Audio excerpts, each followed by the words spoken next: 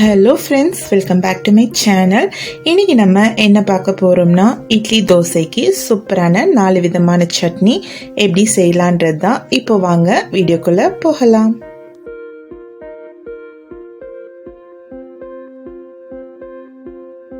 Onion coconut chutney செய்கிறதுக்கு mixie ஜாரில் 1/2 cup அளவுக்கு தேங்காய் துருவல் சேர்த்துக்கோங்க. இதோட 15 சின்ன வெங்காயம், 5 காஞ்ச மிளகாய், ஒரு சின்ன துண்டு புளி, தேவையான அளவு உப்பு சேர்த்துக்கலாம். 3/4 கப் தண்ணி சேர்த்துட்டு நைஸாக அரைச்சி எடுத்துக்கோங்க. சட்னியை வேற கிண்ணத்துக்கு மாற்றிக்கலாம்.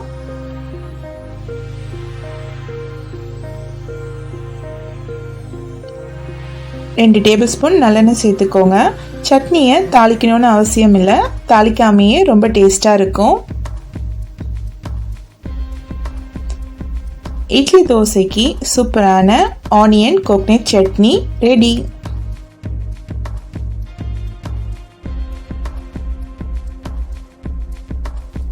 வெங்காயம் பருப்பு சட்னி செய்கிறதுக்கு வானலில் 4 டேபிள் ஸ்பூன் எண்ணெய் சேர்த்துக்கோங்க. எண்ணெய் காஞ்சதுக்கு அப்புறம் 1 டேபிள் ஸ்பூன் கருப்புளுந்து சேர்த்துக்கோங்க. 1 டேபிள் ஸ்பூன் கடலைப்பருப்பு சேர்த்துக்கலாம். சேர்த்துட்டு வறுத்து எடுத்துக்கோங்க.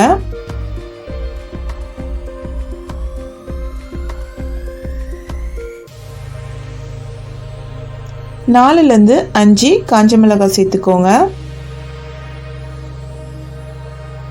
கட் பண்ணி வச்சுருக்க 2 பெரிய வெங்காயத்தை இதோட சேர்த்துக்கலாம். ஒரு பெரிய தக்காளி பழமாக கட் பண்ணி சேர்த்துக்கோங்க. சேர்த்துட்டு வதக்கி விட்டுடுங்க.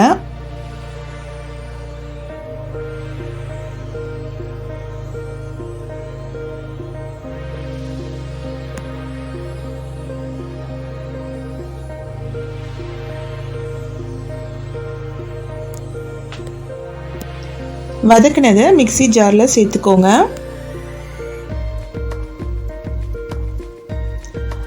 தண்ணி சேர்க்காம அரைச்சி எடுத்துக்கோங்க. அரைச்சாச்சு. இப்போ நம்ம சட்னியை தாளித்து எடுத்துக்கலாம். 2 டேபிள் ஸ்பூன் அளவுக்கு எண்ணெய் சேர்த்துக்கோங்க. 1 டேபிள் ஸ்பூன் கடுகு சேர்த்துக்கலாம். கடுகு பொரிஞ்சதுக்கப்புறம் நம்ம அரைச்ச சட்னியை சேர்த்துக்கோங்க.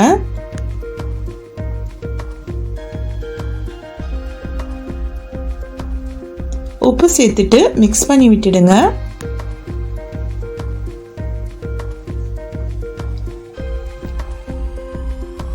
வெங்காயம் பருப்பு சட்னி ரெடி ஆயிடுச்சு.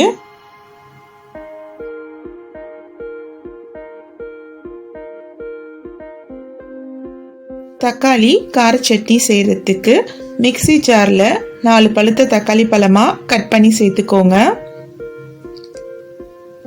இதோட 15 பல் பூண்டு, 7லேருந்து 8 காஞ்ச மிளகாய், தேவையான அளவு உப்பு சேர்த்துட்டு தண்ணி சேர்க்காம நைஸாக அரைச்சி எடுத்துக்கோங்க. அடுத்தது நம்ம சட்னியை தாளித்து எடுத்துக்கலாம். வானலில் 1/4 கப் அளவுக்கு நல்லெண்ணெய் சேர்த்துக்கோங்க. இதோட 1 டேபிள் ஸ்பூன் கடுகு சேர்த்துக்கலாம்.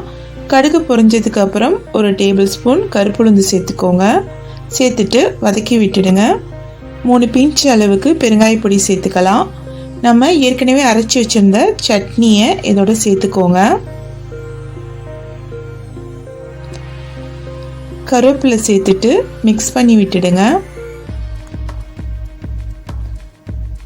சட்னியில் இருக்க தண்ணியெல்லாம் சுண்டி திக்காகி வரணும். அதனால ஒரு மூடி போட்டு குக் பண்ணி எடுத்துக்கோங்க.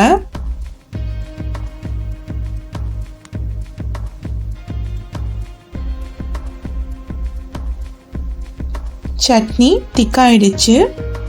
தக்காளி கார சட்னி ரெடி ஆயிடுச்சு.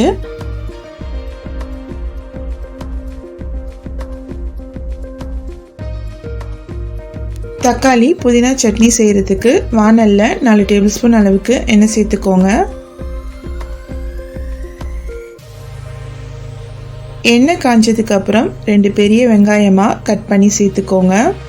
சேர்த்துட்டு வதக்கி விட்டுடுங்க.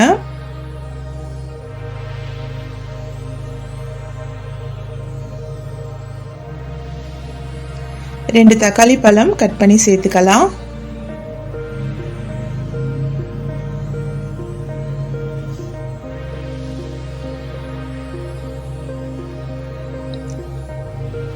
வெங்காயம் தக்காளி வதங்கினதுக்கு அப்புறம் 4லேருந்து 5 பச்சை மிளகாய் சேர்த்துக்கோங்க.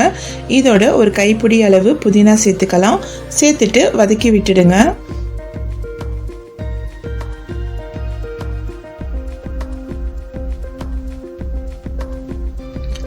லாஸ்ட்டாக 1½ டேபிள் ஸ்பூன் பொட்டுக்கடலை சேர்த்துக்கோங்க.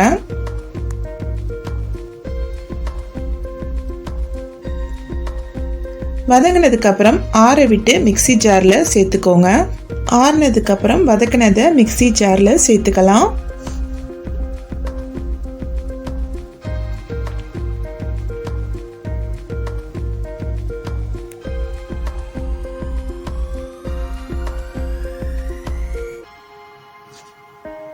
தேவையான அளவு உப்பு சேர்த்துக்கோங்க. தண்ணி சேர்க்காம நைஸாக அரைச்சி எடுத்துக்கோங்க. அடுத்தது வானலில் 2 டேபிள் ஸ்பூன் எண்ணெய் சேர்த்துக்கோங்க. 1 டேபிள் ஸ்பூன் கடுகு சேர்த்துக்கலாம்.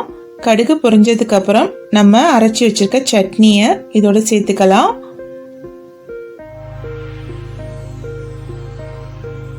மிக்சி ஜாரில் கொஞ்சமாக தண்ணி சேர்த்து கலந்து சட்னியோட சேர்த்துக்கோங்க.